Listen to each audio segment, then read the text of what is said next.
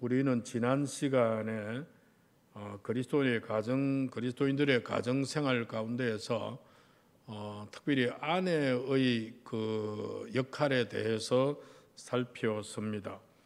2장에서는 고난받는 가운데에서 국가에 어떻게 자세를 취해야 되며 직장에 어떻게 자세를 취해야 되며 또 살아가는 삶의 주위 가운데에서 우리가 어떤 마음을 가지고 어떻게 살아야 할 것인가, 그런 가운데에서 우리가 어떻게 잘 극복해야 될 것인가, 그렇게 2장에서 살펴보고 난 이후에 3장에 들어오고 나면은 베드로는 가정에 초점을 맞추고 있습니다. 그래서 가정 안에서 그리스도인들이 어떤 삶을 누려야 할 것인가 하는 것을 우리에게 말해주고 있습니다.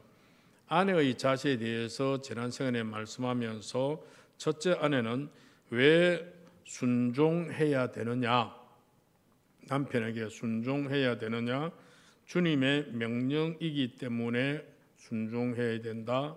또 하나는 복음을 증거하는 기회가 되기 때문에 그렇다. 세 번째는 인격적인 단장을 할 수 있는 기회가 되기 때문에 순종하는 것이 옳겠다라고 그렇게 말했습니다. 하나 빠졌습니다. 5절 6절 이제 한 개 빠졌는데 지난 시간에 시간이 없어서 좀 남겨두었습니다. 아내의 자세 가운데 넷째가 무엇인고 하면은 믿음의 선배들의 본을 좀 따라가는 것입니다. 5절에 뭐라고 그랬습니까? 5절에 보면은 전에 하나님께 소망을 두었던 거룩한 부녀들도 이와 같이 자기 남편에게 순종함으로 자기를 단장했다 그럽니다. 전에 하나님께 소망을 두었던, 전에는 구약의 말입니다. 그 이전의 말입니다. 그래서 6절에 한 사람을 그렇게 예를 들고 있죠. 사라가 아브라함을 주라 칭하여 순종한 것 같이, 이게 5절에 나왔던 전에 하나님께 소망을 두었던 거룩한 부녀 가운데에서 한 사람을 예를 들고 있는 그런 그 모습입니다. 자, 순종하는 것도 네가 처음이 아니다 그 말이죠. 전에 있던 너희들의 선배들도 그렇게 하셨다 그 말입니다. 믿음의 선배들의 모본을 따르는 것은 귀한 일입니다. 우리 사람 내일 어떤 일이 일어날지 모릅니다. 내게 어떤 상황이 일어날지, 내가 내일 어떤 걸음을 걸어갈지, 어떤 형편을 닥칠지 잘 모릅니다. 어떤 상황이 일어날지도 모르고. 그런데 우리의 선배들을 보면, 우리의 조상들을 보면은 그 시대가 되면, 그 나이가 되면, 그 형편이 되면 어떻게 한다, 저떻게 한다, 그런 게 보여집니다. 그래서 그때 되면은 나도 그렇게 해야 되겠구나 하는 이런 생각이 들어집니다. 나이가 들면 봐도 못 본 채 해야 됩니다. 자녀들이나 며느리나 사위나 아이들한테도 들어도 못 들은 채 해야 됩니다. 뭐 하고 싶어도 그냥 했다 치고 입을 다물어 버려야 됩니다. 그래야 나이 든 사람의 대접을 받습니다. 하루는 저희 큰형님이 지금 거의 이제 80도 다 돼가는데 백내장 수술을 했습니다. 백내장 수술을 했는데 전에는 희미하고 또 뭐 별로 그렇게 아주 매매 잘 안 보였던 그 거실이, 바닥이, 백내장 수술을 하고 나니까 바닥에 머리카락이 보이는 거예요. 그러니까 안 보일 때는 말 안 하고 잘 넘어갔는데 이제 그게 보이니까 또 사람 성깔이 좀 예민한 사람이 되다 보니까 뭘 청소를 하나 안 하나 이렇게 잔소리 하는 거죠. 접대 수술하기 전에는 잔소리 안 할 때는 괜찮더니 수술하고 난 뒤에 눈이 밝아져 가지고 뭐가 티끌이 있니, 머리카락이 있니, 저 뭐가 있니, 뭐가 어떻니 저떻니 싱크대에 뭐 때가 묻었니, 뭐 매 안 씻었니, 뭐 짜니, 그런 말 들으니까 여자들은 기분 나쁘죠. 기분 나쁩니다. 막 그냥 가만히 있으면 잘 얻어먹을 생긴데. 그래서 옛날에 어른들이 하던 말이 다 맞는 말이구나. 며느리들 하는 게, 젊은 애들 하는 게 시어머니나 나이 많은 엄마들 눈에 찹니까? 성이 안 차죠. 왜냐하면 실력이 없으니까. 음식 실력이 있습니까? 어떤 정리정돈의 노하우가 그렇게 많습니까? 자, 그런데 그거 하나하나 입대기 시작하면 싫어하죠, 젊은 사람들이. 그래서 어른들이 했던 말이 맞는 말이다, 그 말이잖아요. 못 본 치도 하고 못 들은 채 하고 싶지만은 그냥 입국 다물고 그냥 그래 넘어가야지요. 그게 우리 인생의 어떤 지혜입니다. 그러면서 우리 선배들이 어떻게 살았던가, 참 그건 중요한 일 아닙니까? 베드로전서 3장 5절에 이렇게 말한 적이 있습니다. 시작. 전에 하나님께 소망을 두었던 거룩한 부녀들도 이와 같이 자기 남편에게 순종함으로 자기를 단장하였나니, 그렇게 말하죠. 예를 들은 것이 6절이라 그랬습니다. 사라가 누굽니까? 아브라함이 믿음의 조상이라면 사라는 믿음의 어머니입니다. 그런데 이 믿음의 어머니라고 말하는 이 사라가 아브라함을 주라고 칭하고 있습니다. 영어 성경에 the Lord라고. 그런데 이게 이제 그냥 우리 예수님 주자가 큰 대문자 L이 아니고 소문자 L입니다. 자기 남편을 주라고 칭하면서 복종했다라고 그렇게 말합니다. 이것을 성경은 모본적 모습이다, 그렇게 말하고 있습니다. 재미있는 것은 사라라는 이름의 원뜻 의미 속에는 여왕, 왕비라고 하는 뜻이 그 속에 들어 있습니다. 만왕의 어머니라는, 만인의 어머니라는 그 뜻도 있지만, 자, 누가 왕비일까요? 자기 남편이 왕일 때 그 아내는 왕비가 될 수가 있습니다. 즉 자기 남편을 왕으로 모시는 그런 사람이어야 왕비로서의 그런 그 대접을 받을 권리가 있습니다. 사라와 같이 여러분 왕비의 위치에 있고 싶습니까? 왕비의 대접을 받고 싶습니까? 그럼 어찌하면 될까요?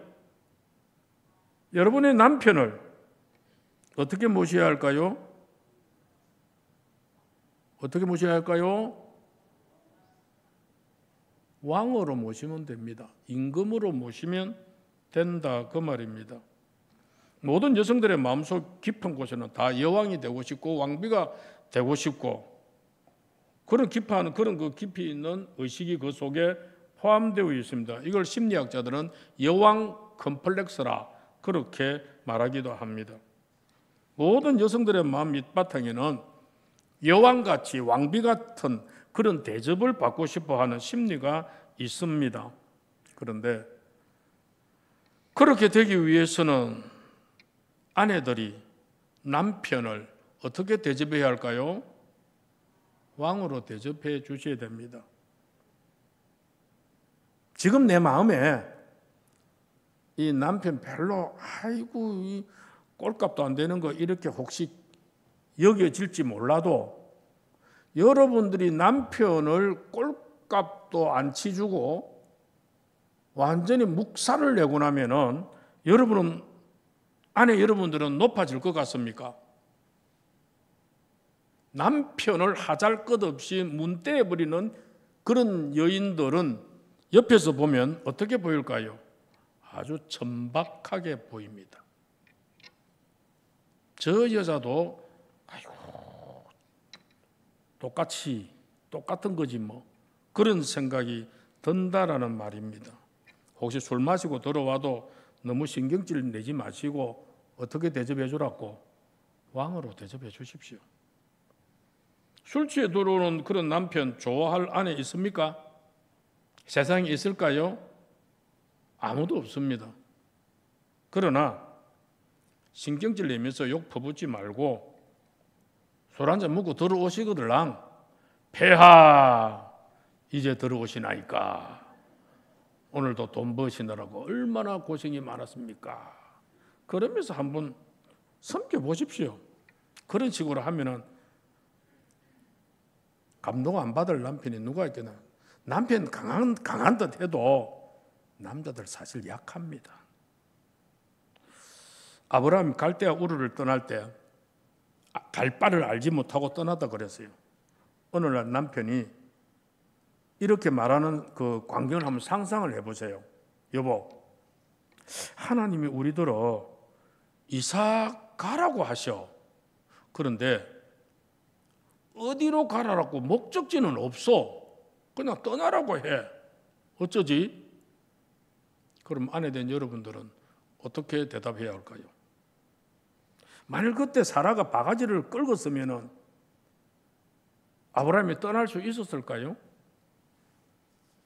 아브라함도 훌륭하지만 아브라함이 아브라함 되기까지는 누가 더 훌륭할까요? 사라가 더 훌륭합니다. 사라가 더 훌륭합니다. 그렇기 때문에 위대한 믿음의 조상 곁에는 항상 믿음의 어머니가 있었다라는 것을 우리는 꼭 잊지 말아야 됩니다. 훌륭한 남편 곁에는 더 훌륭한 아내가 있었다라는 것을 또 우리는 잊지 말아야 될 그런 그 일이죠.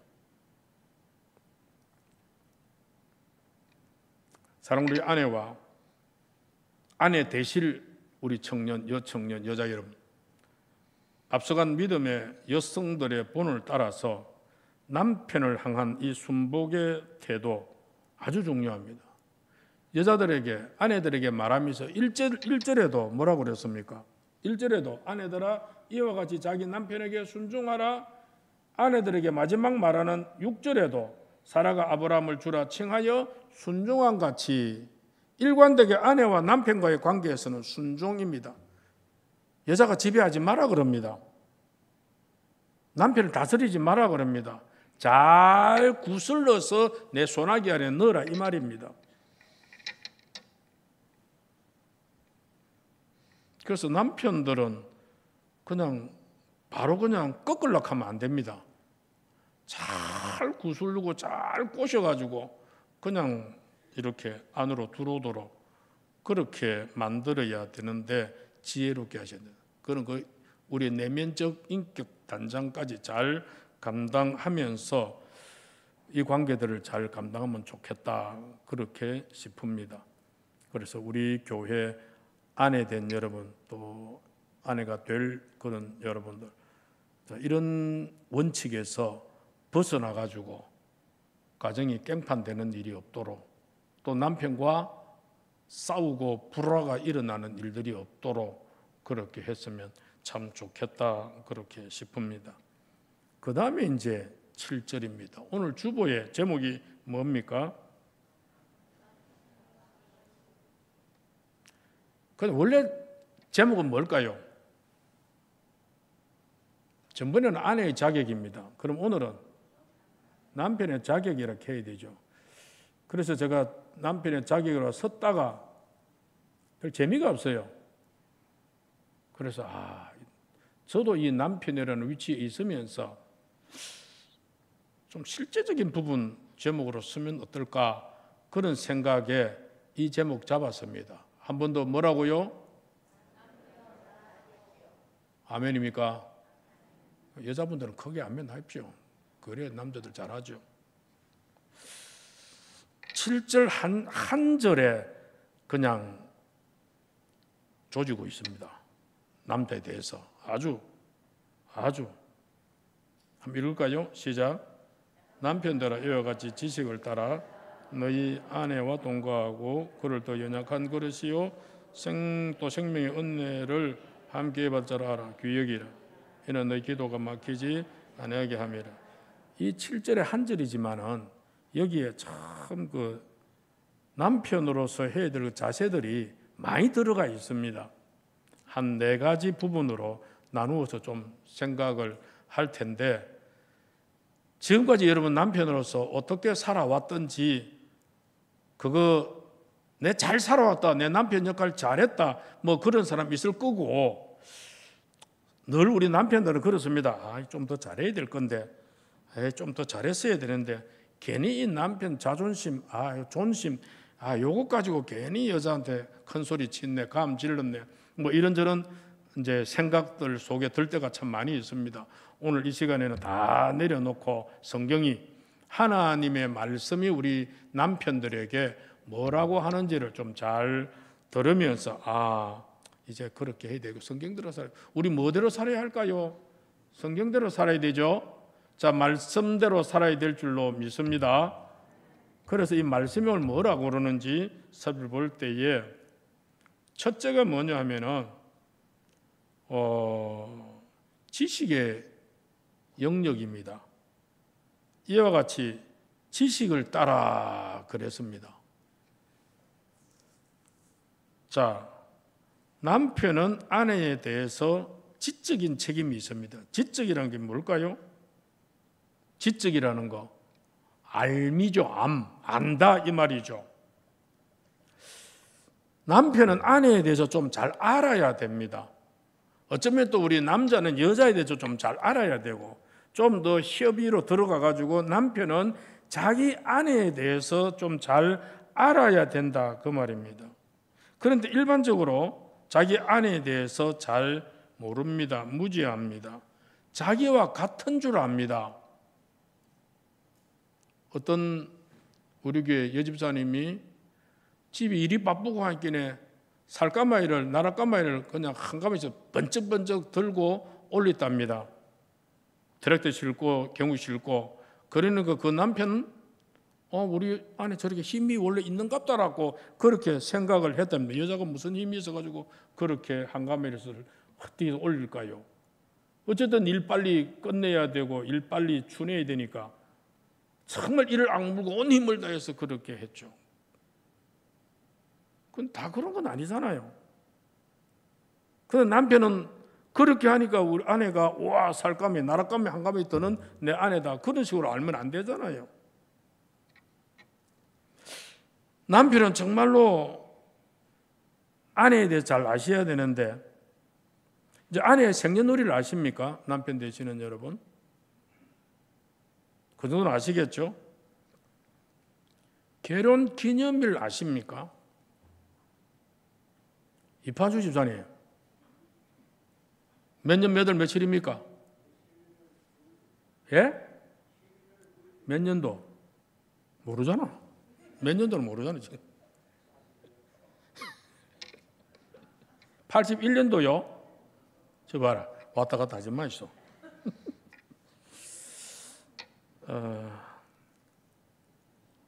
현재 내 아내가 어디 아픈지를 아십니까?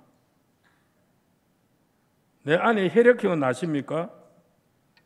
내 아내의 마음속에 간직하고 있는 꿈이 무엇인지 알고 계십니까?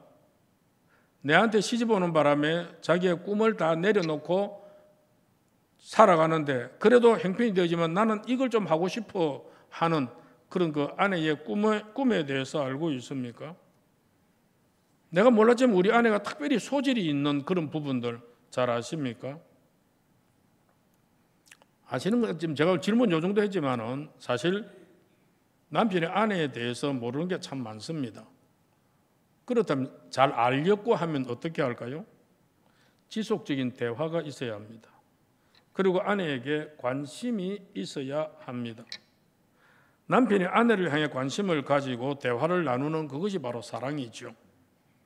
사랑이란 추상적인 것이 아니고, 사랑이란 뭔가 하면 관심을 가지고 계속 서로 대화를 나누는 것입니다. 그러한 속에서 아내에 대해서 많이 알아가는 일입니다. 좀 아내와 대화가 좀 많이 있습니까? 두 번째로는 7절에 쭉 보면 여호와 지식을 따라 너희 아내와 동거하고, 동거라는 말이 있습니다. 동거라는 말도 세 가지 의미가 있는데, 하나는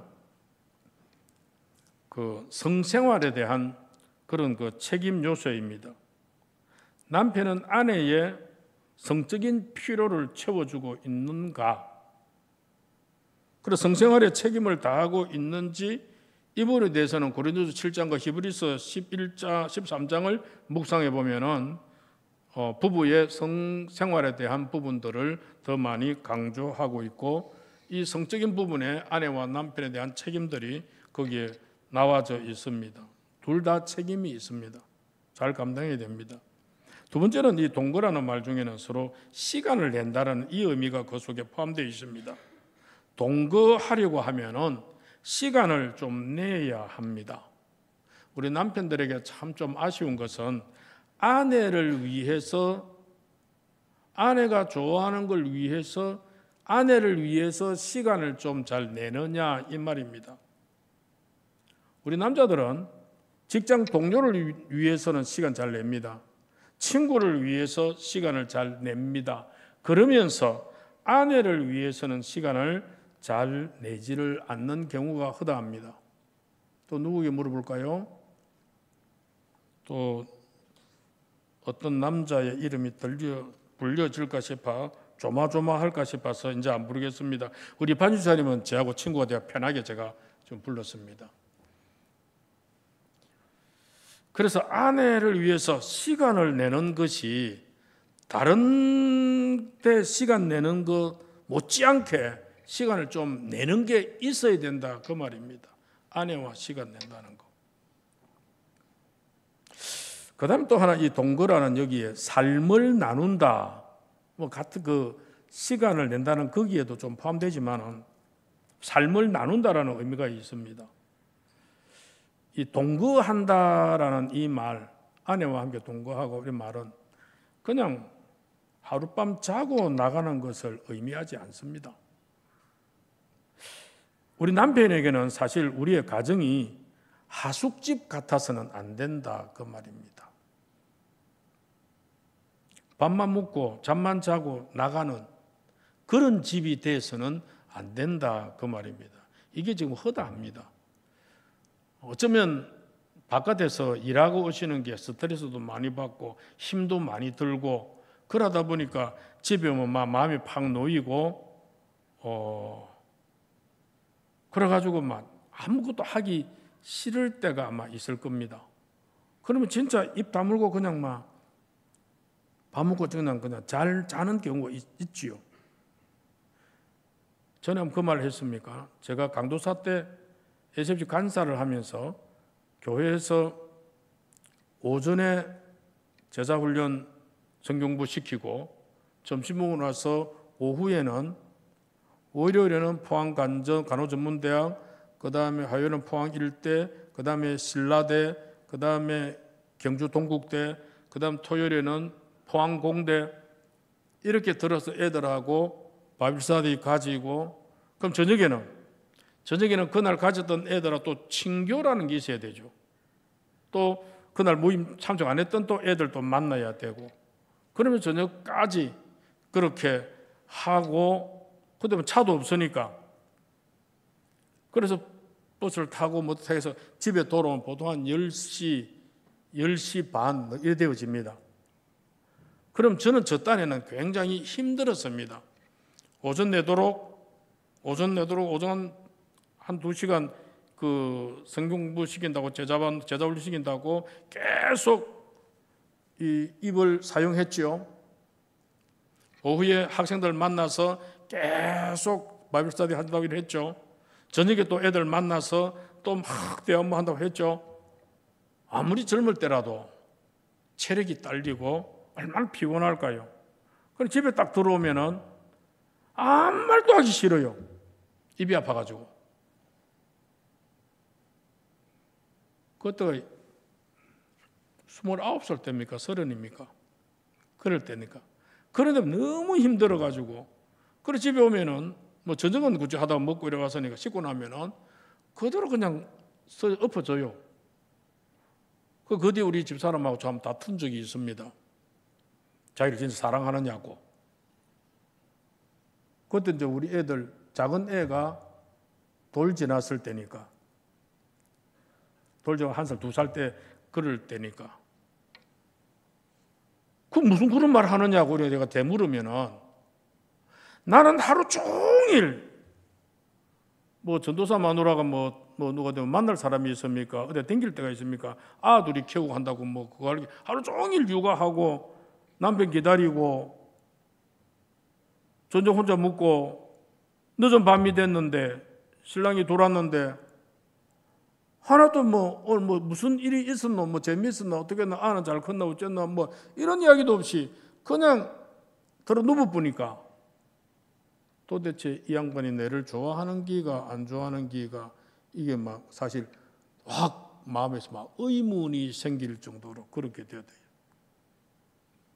그래서 제가 미안한데 내가 너무 피곤하더라고, 너무 힘들더라고. 근데 제가 막 남편의 공부를 많이 못한 것 같습니다. 그럴지라도 좀 이렇게 시간 내가 좀 이바구도 좀 하고 이렇게 했어야 하는데 참 그런 게 없었고 저도 제 피곤하다고 그냥 들어 누운 것 같습니다. 가정이 무엇일까요? 가정이 서로 삶을 나누는 게 가정입니다.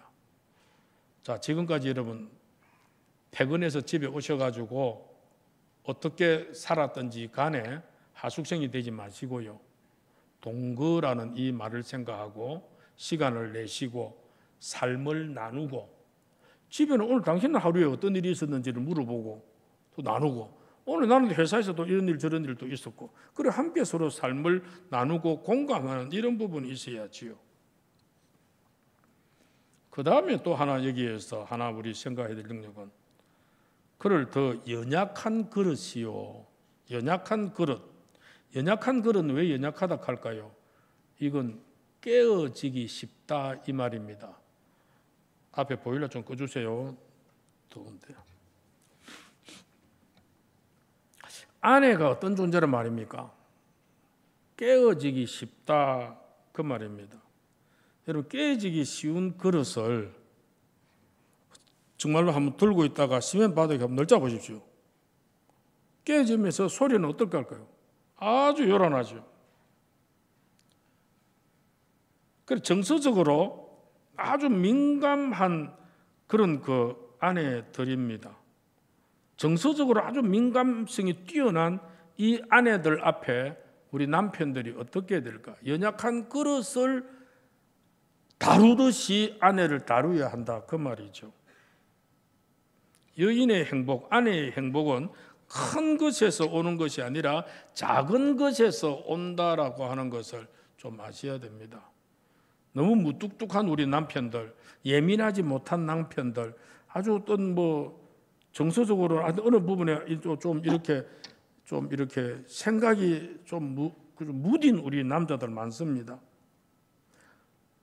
남편이 오기 전에 아내가 집에 장식품 하나 좀 바꿔놨습니다. 바꾼다고 욕받겠죠. 뭔가 마음에 뭘 기대할까요? 남편이 들어오면서 그걸 발견하고 와 이렇게 이렇게 바꿔놓으니까 더 멋지다, 예쁘다, 좋다. 아이고 이래 하느라고 욕받네라는 좀 이런 반응이 있어야죠. 그런데 들어와가지고 그게 좀 바뀌었는데도 눈에 보이는데도 남자들은 별 민감하지 않아가지고 제가 그렇습니다. 여러분들은 다 안 그렇겠지만 바뀌었구나. 안 그러면 눈이 안 보일 수도 있고. 그럼 아내들은 어떻게 생각할까요? 도대체 눈이 있나 없나 그렇게 할 거 아닙니까? 자, 아내가 머리 염색했습니다. 예쁘게도 물을 들이거나 막 그래 했습니다. 그럼 들어오다가 또 보일 거 아닙니까? 그걸 보고도 그냥 스쳐갑니다. 우리 남자들은. 우리 남자들이 아니고 저는 그거 한마디 해주면 좋은데 그걸 안 해줘요 우리 남자들이. 여인들은 아내들은 정서적으로 아주 민감하다는 것을 아셔야 돼요. 꽃을 보면 꽃이 피었구나. 꽃이 피었구나 이래 넘어갑니다. 그런데 여자들은 생각할 때 꽃이 너무 이거는 작은 건데도 이렇게 활짝 피었네. 야 이거 예쁘다. 좋다. 아이고 이 국화꽃 봐래. 이 노란 게 가득 피어가지고 완전히 한 소쿠리가 된 이 노란색도 그랬더만 아이고 이 빨간 무슨 색이라고 보라색. 와 이거 저래 확 그러게 된.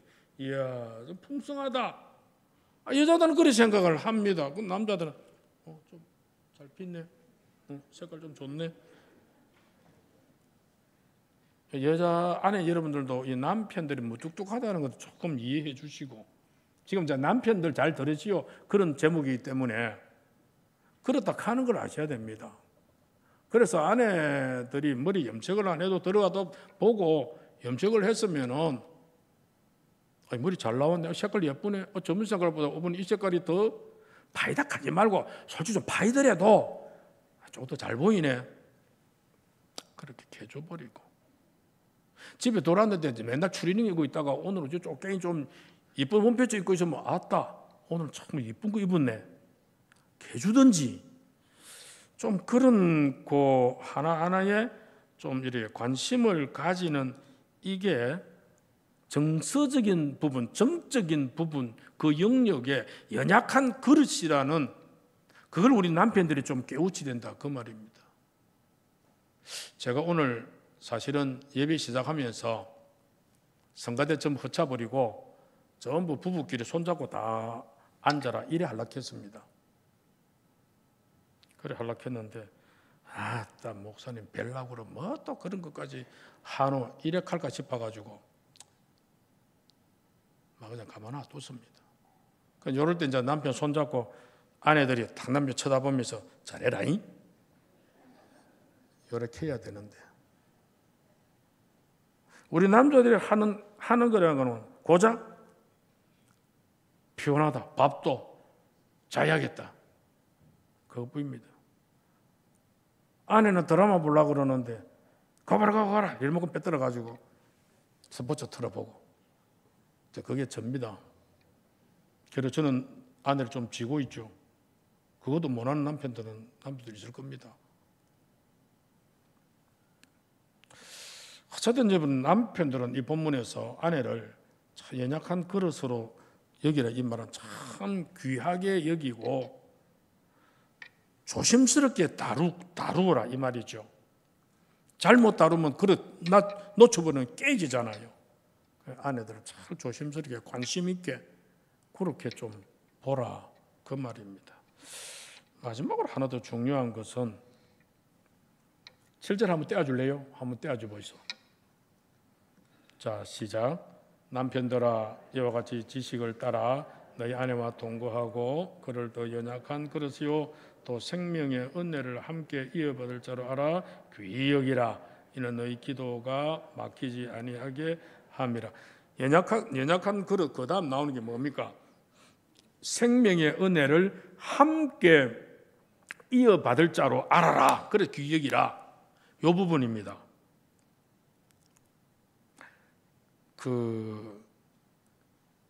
앞에서 살펴보았듯이 남편이 아내를 그런 어떤 지식적인 영역, 어떤 그 신체적인 영역, 정적인 영역, 이런 영역에서 정상적인 관계가 편하게 유지되어져야 뭐가 막히지 않는다? 기도가 막히지 아니한다, 그 말입니다. 즉 남편의 영적 생활을 아름답게 유지할 수 있다, 그 말입니다. 남편과 아내가 한바탕 싸우고 난 다음에 기도가 될까요? 아내와 남편 한바탕 싸우고 난 뒤에 남편 싸우고 난 뒤에 어디로 갑니까? 교회로 옵니까? 공원으로 갑니까? 술집으로 갑니까? 차 타고 휙 날라빕니까? 어디로 가십니까? 싸우고 난 뒤에는 교회 안 오지겠죠? 기도할 마음이 안 생기지겠죠? 그렇습니다. 기도 생활, 영적인 삶을 바르게 하기 위해서는 남편과 아내가 정상적인 관계 유지가 되어야 된다는 것, 얼마나 중요한지 모릅니다. 오늘 개인적으로 여러분 가정에서 기도를 하시는지, 아내와 함께 기도하는 시간이 있는지, 가정의 문제들을 앞에 예배상 위에 얹혀 놓고 아내와 남편이 예배상을 중간에 두고 가정의 문제, 내 아들의 문제, 내 딸의 문제를 두고 가정에 이런저런 문제를 두고 아내가 기도하고 남편이 기도하고 함께 통성으로 기도하며 이걸 하나님 앞에서 풀어보려고 애쓰고 몸부림치는 남편들, 아내들 얼마나 있습니까? 그게 가장 정상적인 일입니다. 그런데 이렇게 아내에게 성심성의를 다해야 하는 이유가 뭘까요? 그 이유는요, 생명의 은혜를 함께 이어받을 자로 알아, 그 말입니다. 생명의 은혜를 함께 이어받을 자로 알아. 이거 뭡니까? 구원의 선물이죠. 하나님께서 우리에게 준 최고의 은혜, 최고의 선물은 구원의 선물입니다. 영원한 생명에 대한 선물이죠. 영생을 누리는 일에 있어서 남편과 동등한 권리를 아내가 가집니다. 하늘나라에서는 우리가 영원한 생명의 유업을 나도 가지고 아내도 가지고 나와 아내가 구원의 은혜를 생명의 유업을 함께 가지고 함께 나눈다고 하는 사실을 아셔야 됩니다. 하나님께서는 남편 된 나도 귀히 여기지만 내 아내도 아주 하나님께서 존귀히 여긴다는 것도 아셔야 됩니다. 신앙 안에서, 그리스도 안에서 남편과 아내가 함께 살 때에 내 곁에 있는 이 여인은, 내 곁에 있는 이 남자는 이 땅에서만이 아니라 영원한 영적 파트너십을 가지고 살아가는 존재라는 것을 아시기를 바랍니다. 그래서 하나님 앞에서 너무너무 귀한 존재이고 너무너무 사랑스러운 존재이고 너무너무 정말로 존귀히 여겨야 될 내 아내요 내 남편인 줄로 그렇게 믿습니다. 오늘 남편들이여 잘 하시오 그랬는데 이거는 제 말이 아니고 하나님께서 하시는 말씀입니다. 성경이 우리에게 제시하는 말씀입니다. 정리하면은 아내들은 남편에게 절대적으로 순종하십시오. 지는 게 아닙니다. 남편은 아내를 존귀히 여기시기를, 여기 나오는 대로 연약한 그릇인 줄 알고 그렇게 귀히 여기는 그 마음으로 하나님 앞에 가는 그날까지 그렇게 둘이 기도하면서 그래 하십시오. 하나님 될 수 있으면 남편 하루 먼저 죽고 그 다음 날 아내가 죽을 수 있도록, 너무 또 혼자 있는 것도 외로울 거고, 그런데 혼자 사는 게 좋다 하는 사람은 어떤 사람일까요? 평소에 남자가 애미긴 집입니다. 그건 남자 일찍 죽으면 여자는 살판 납니다. 그런데 금슬이 좋고 성경이 말하는 남편과 아내의 이 삶을 함께 아름답게 공유하고 산 사람들은 한 사람 먼저 죽고 나면 못 삽니다. 그런데 남자들 사실 지금까지 아내의 손길에 의해서 밥 먹다가 아내 먼저 죽고 나면 혼자 밥에 몰락하면 조금 볼성사납습니다. 불쌍합니다.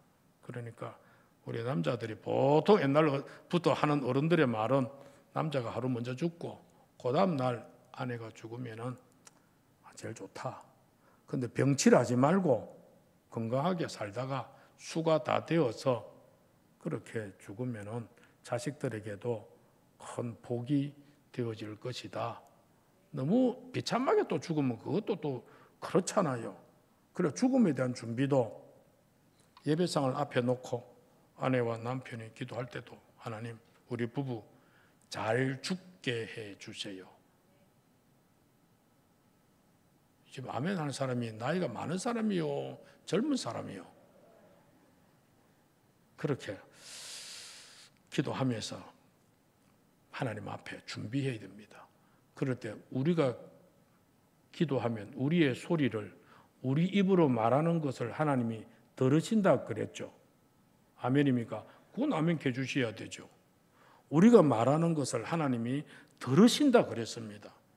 정말 진실되게 부부가 하나님 앞에 그렇게 손잡고 기도하고 하나님을 의지하고 바라볼 때 또 하나님께서는 긍휼히 여겨 주실 줄 어찌합니까?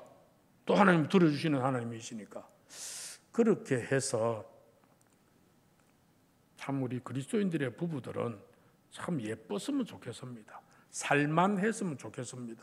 참 살만하다, 참 좋다 하는 그런 그 기쁨과 평강을 누리는 그런 그 우리가 되었으면 좋겠다, 그렇게 싶으면서 이 땅 위에서 주님을 둘이서 아름답게 잘 섬기는 생활을 하다가 하늘나라에 가서도 같이 하나님 앞에서 하나님을 천군천사와 어깨동무하면서 찬송하고 기리고 경외하고 그렇게 살면 얼마나 좋겠습니까? 남편들 잘하시기 바랍니다. 아멘 안 하요? 다시 남편들 잘하시기 바랍니다. 예, 감사합니다. 아내들 잘 순종하시기 바랍니다. 자, 그래서 아내와 남편들 정말 아름다운 부부들 잘 되셔서 좋은 가정들 이루시기를 주의 이름으로 축복합니다. 하나님 아버지 주신 말씀 마음에 새기고 이 땅 위에 살아가는 가운데 많은 사람들이 있지만 하나님께서 짝지어 주신 부부의 연이 없는데 잘 주님 서로 사랑하고 순종하고 아끼고 섬겨서 존귀하게 서로 주님 높여서 아름다운 가정으로 그렇게 살면서 우리 자녀들이 우리 부부를 바라보며 우리도 나중에 결혼해서 엄마 아빠와 같이 저렇게 살았으면 좋겠다라고 하는 그런 고백이 나올 수 있도록 하나님 싸우지 않게 하시고 고성 높이지 않게 하시고 은성을 높이지 않게 하시고 어쨌든 귀한 모습으로 잘 축복받는 가정으로 우리를 삼아 주시옵소서. 예수님의 이름으로 기도합나이다.